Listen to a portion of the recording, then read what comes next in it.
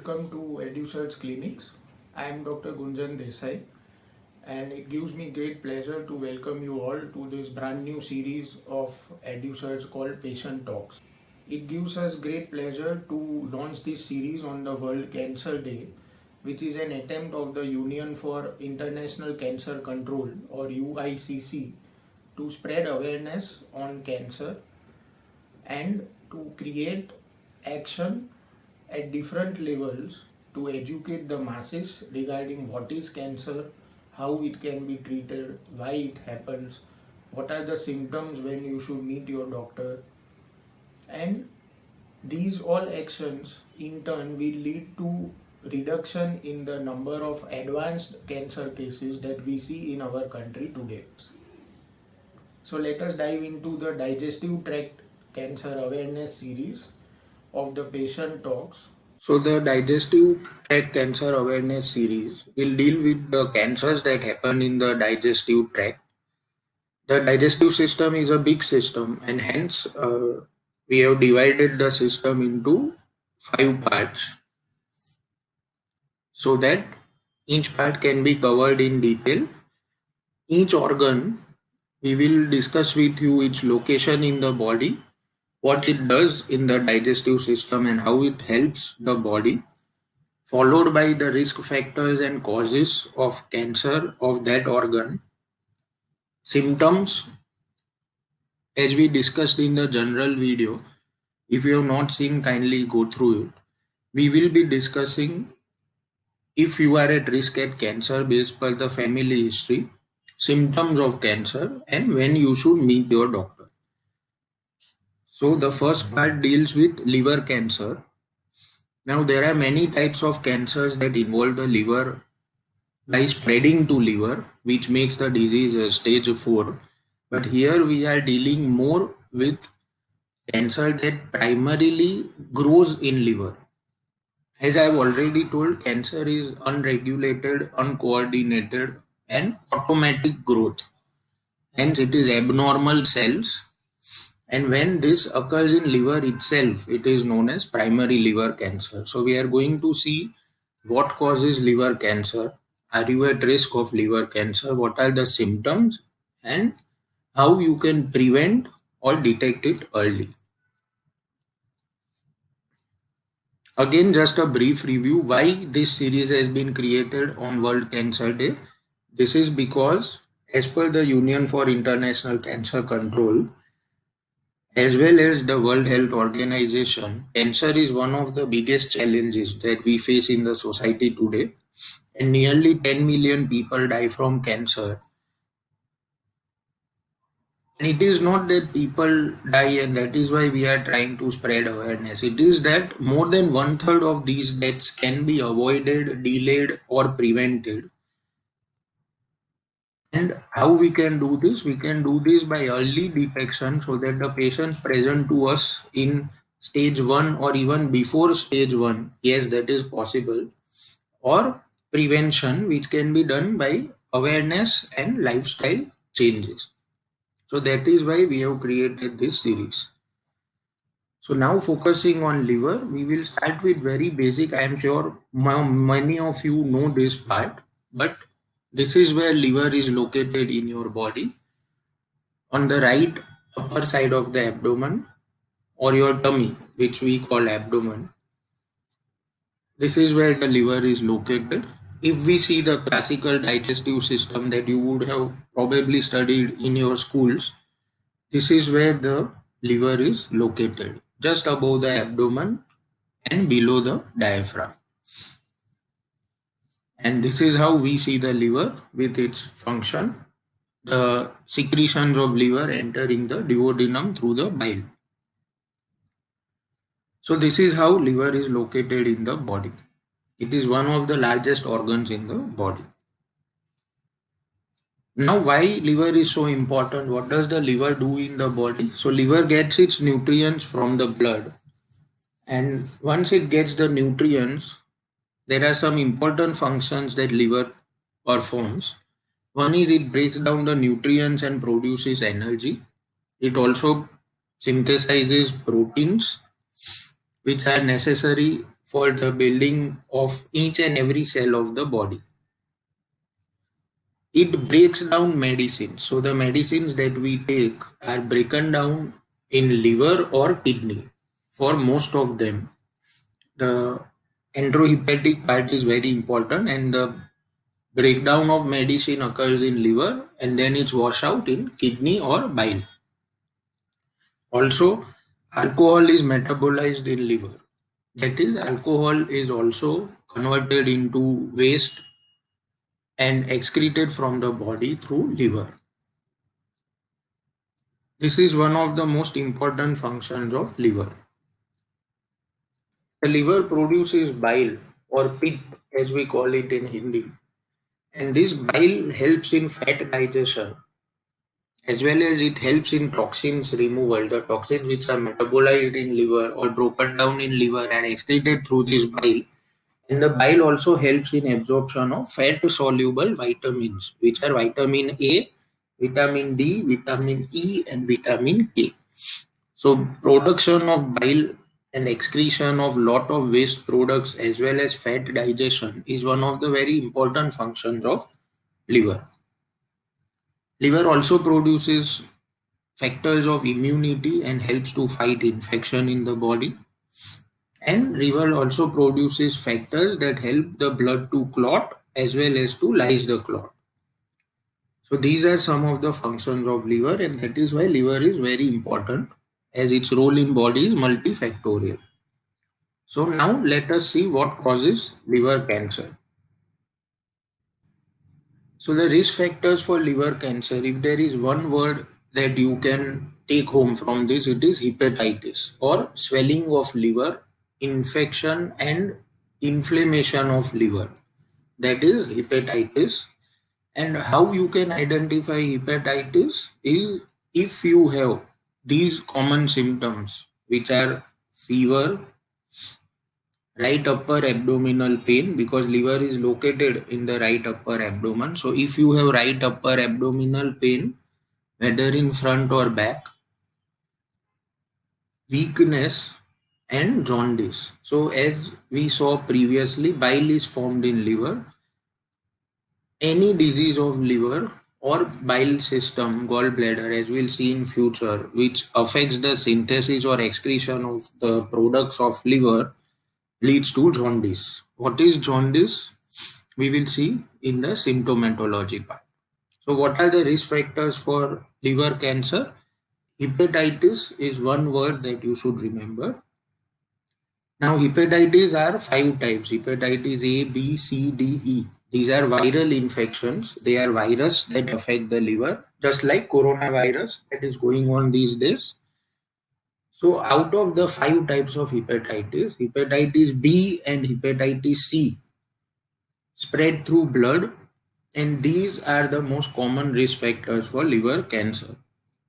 Hepatitis B, if present long term untreated, can cause liver cancer, which is seen more commonly in Asia and Africa.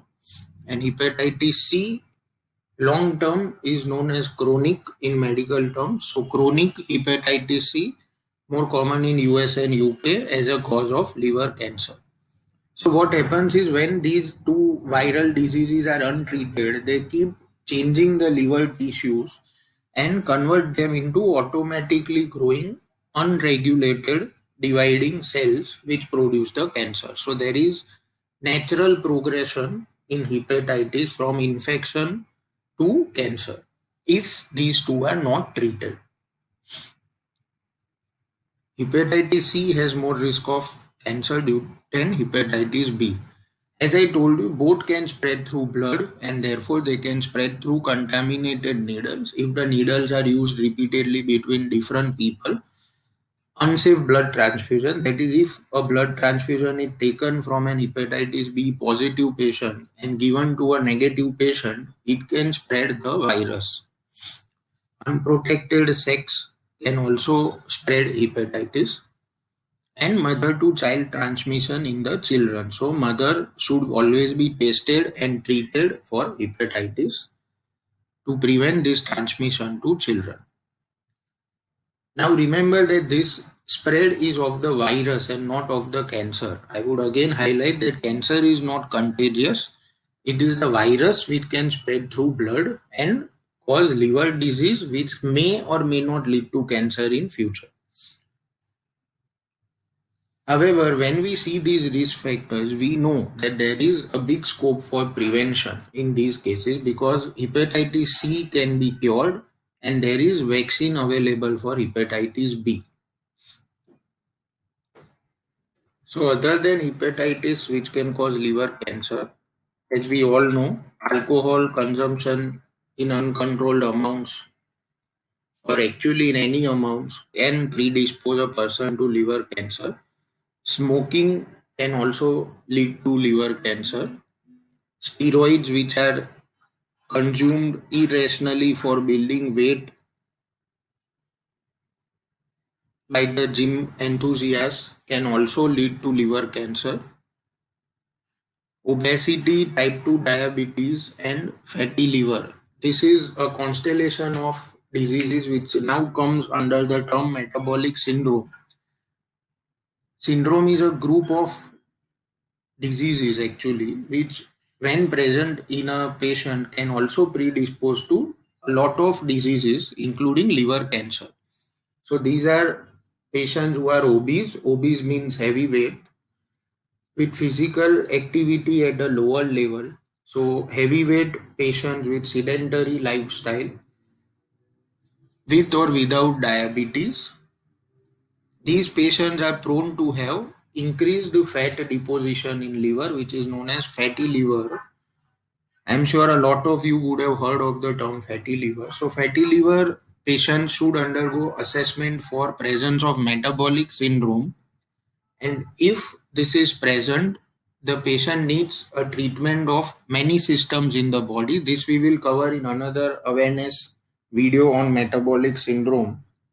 But if fatty liver is present, fatty liver can also progress to liver cancer, and this is becoming a very common cause of liver cancer in the current times. Then there is a fungus, aflatoxin, and chemical exposure, but these are not very common risk factors now of liver cancer. Again, whenever we call something as a risk factor, it is not that all the patients or all the people who have them will have cancer. It is that a percentage of them may have cancer. But if we identify at least these people, there is scope for prevention or early detection.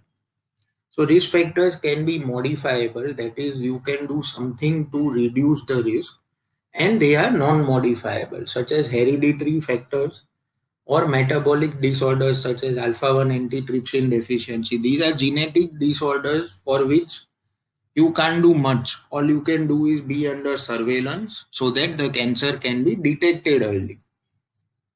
And males are more commonly affected than females. So again, if you see the risk factor other than the genetic factors and the gender, there is scope for prevention of liver cancer.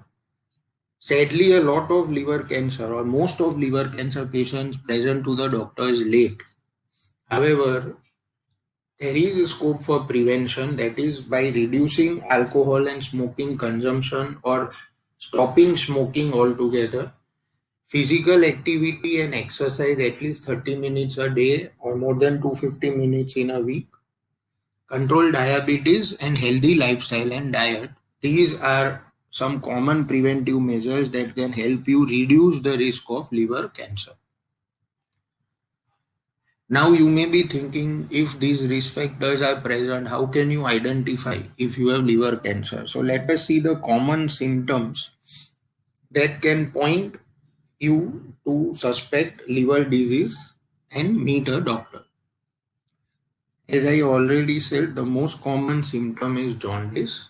What is jaundice? Jaundice is yellowish color of eyes, dark yellow urine or the urine of very bright color, yellow skin, the stools become white or black, and you will have itching on your body. So if you have any of these features, there is a chance that you may have jaundice. unintentional weight loss, and loss of appetite, that is not feeling hungry, and early satiety, that is feeling full early. That is, if you are eating four chapatis, now you can eat only two chapatis or breads and you feel full. That is early satiety. Easy fatigue, tiredness, and weakness.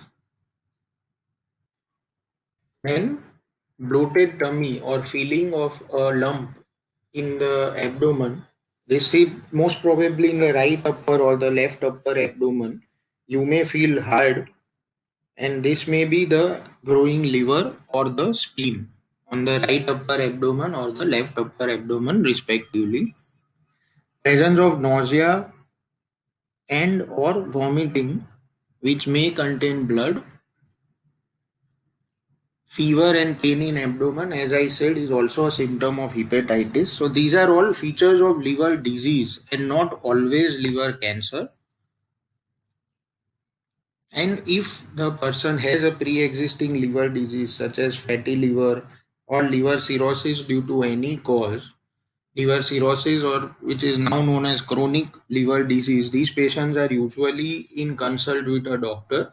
And if you see worsening of symptoms of this pre-existing liver disease, or if you have any of the above symptoms, this is the time when you should meet a doctor. So this is one of the most important points, that if you have any of these symptoms or more than one symptoms of this group, there is a chance that you may have liver disease which can be cancer, and hence you should meet your doctor soon. Thus, if we want to prevent liver cancer numbers in the community, one of the important points is immunization. That is to immunize everyone for hepatitis B, as the vaccine is available easily, especially to children, healthcare workers, and if you have a person with hepatitis B disease in your family, each family member has to be immunized to prevent the spread of the disease in the family.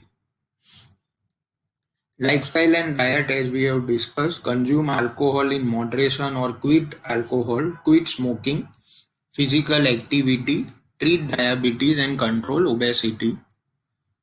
And to prevent transfusion related infections, safety in injections, blood product transfusion, and infection control is important in the hospitals.